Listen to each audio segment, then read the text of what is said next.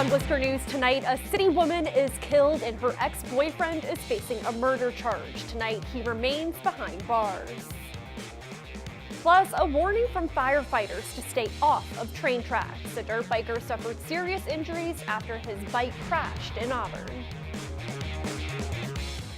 Good evening and thanks for joining us. I'm Olivia Lemon. A sunny day across central Massachusetts today. The wind is keeping temperatures a little bit cooler and we should stay in the 60s tomorrow. Let's get a first look at our local forecast with meteorologist Pamela Gardner.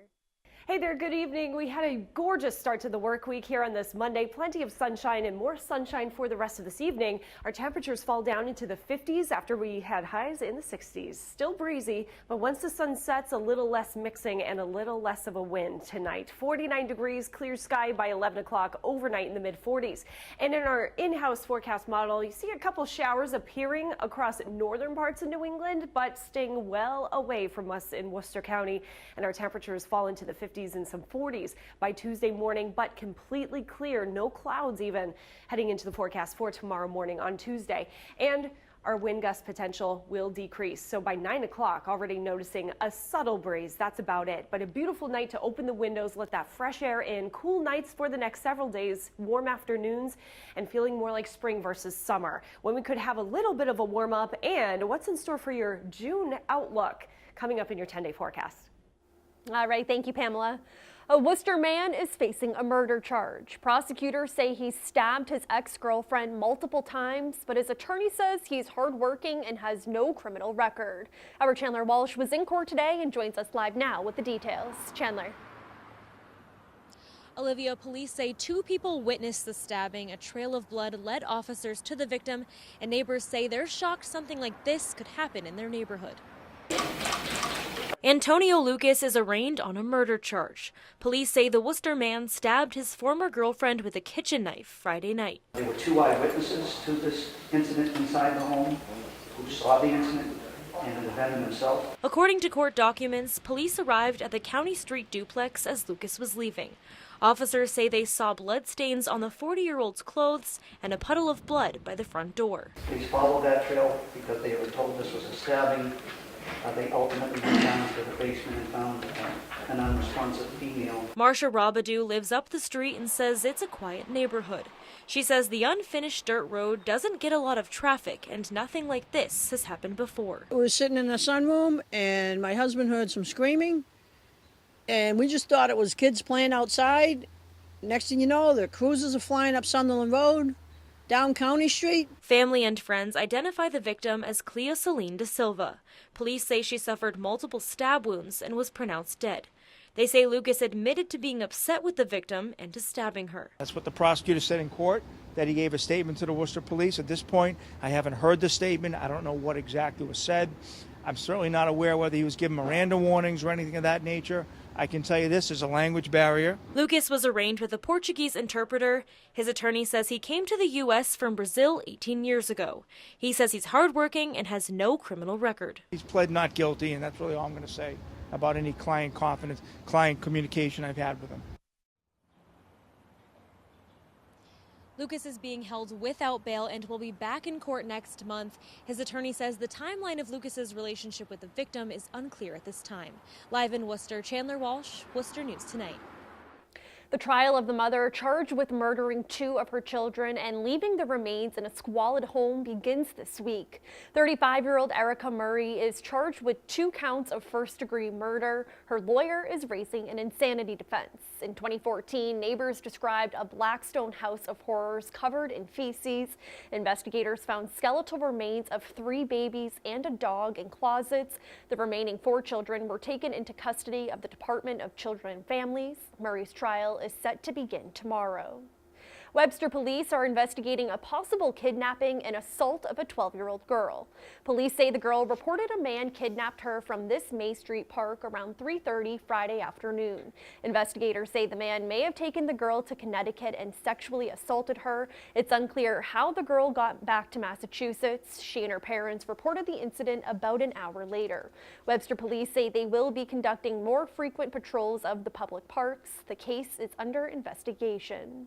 A dirt bike rider suffers severe injuries on train tracks in Auburn. The fire department says he was about a half-mile into the woods and a neighbor with an off-road vehicle stepped up to help first responders make a difficult rescue. Our Rosalind Flaherty joins us now with the story. Rosalind. Olivia, a neighbor just happened to see what was going on and knew he had something that could help. Auburn's Stephen Moss uses his UTV around the yard. And when he saw firefighters attempting a rescue near his home Sunday, it became a key piece of equipment to help first responders. I knew that I had the machine here to do it. The Auburn Fire Department says a dirt bike crash happened off South Street on the railroad tracks. They found a 28-year-old Charlton man injured. Certainly challenging calls that we don't receive every day. Without a UTV, Chief Stephen Coleman says the rescue would have been tough. Luckily, Moss saw the commotion and offered his UTV, driving first responders to the area he knows well. One of the EMTs hopped in and we went down to find the kid, and he was laying upside down. Firefighters brought the man to the ambulance and he was taken to the hospital. Chief Coleman says they wouldn't have been able to rescue him without Moss's help. That was a lifesaver in this operation. Moss says while it feels good he was able to make a difference, he gives all the credit to the first responders. The real heroes are the Auburn Fire and Police. Chief Coleman says the man suffered serious but non-life-threatening injuries. He says they will be looking into getting a UTV of their own. Rosalind Flaherty, Worcester News Tonight. A 9-year-old boy has died after being pulled from the water at Sandy Beach in Hopkinton. Police say the boy was underwater for 10 minutes until strangers found him. John Maroney reports. A terrible start to the summer season at Sandy Beach in Hopkinton. 9-year-old Jorge Santiago has died after he was pulled from the water yesterday afternoon. It's a tragedy, and our hearts and our prayers go out to the family of Jorge. Authorities say the youngster was at the beach with a guardian who was not his mother. There are no lifeguards on duty because it's still too early. Police say Jorge was about 50 feet offshore when he went under the water. Witnesses say a neighborhood gathering was breaking up when the boy disappeared. He wasn't with the group, but about a dozen people formed a human chain and started looking. One man spotted Jorge in about 10 feet of water. I don't know how he was able to see that far down and through the dark, but he said he found him, pulled him up, and paramedics took over from there. In all, police say the boy spent about 11 minutes submerged in water. Medical crews were able to get a pulse, and he was eventually airlifted to UMass Medical in Worcester. He died there early this morning. Jorge does not live in Hopkinton. Well, we will certainly follow up with the investigation, but from all initial reports and witness statements right now, it purely looks like just a tragic accident.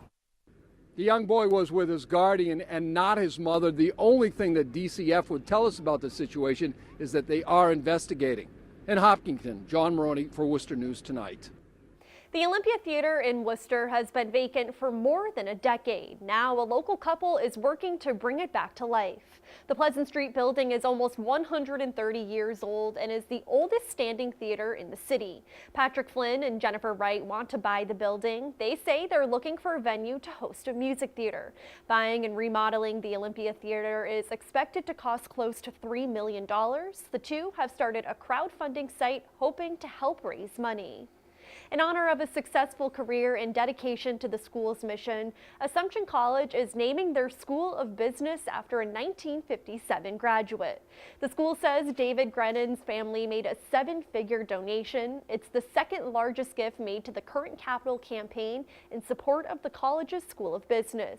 The school will be named the Grenon School of Business. The family's gift is the first Assumption has received for one of its 5 new schools. A new look for former Patriots tight end Rob Gronkowski thanks to a Millbury barbershop. The recently retired Gronk returned to Gillette Stadium to continue a tradition. This is the 8th year he shaved his head to raise money and awareness for kids with cancer. Matt's at the Buzzers barbershop in Millbury was at the Buzz Off event to shave Gronk's head. It's organized by the Framingham-based nonprofit One Mission.